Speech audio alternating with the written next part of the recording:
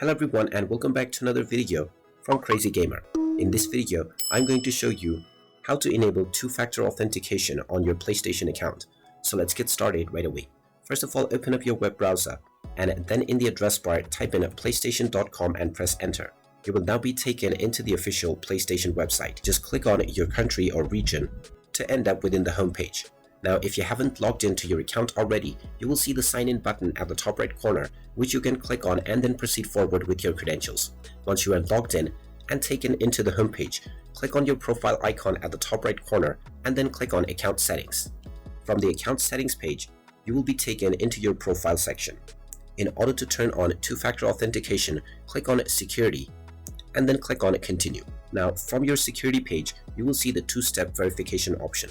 Click on the edit button at the right side, and now you will be shown the methods that you can use in order to enable two-step verification.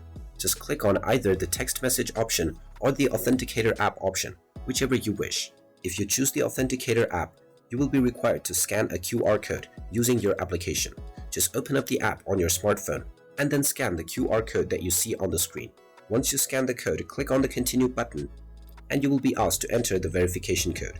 You will then be provided with the backup code that you will need to use when the Authenticator app or the SMS is not working.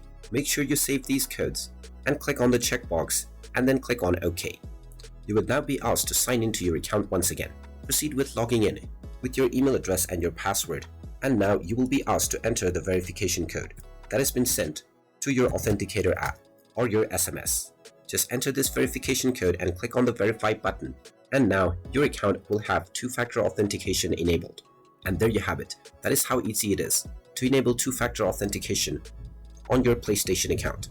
If you find this video helpful, make sure you hit that like button and subscribe to our channel if you haven't done so already.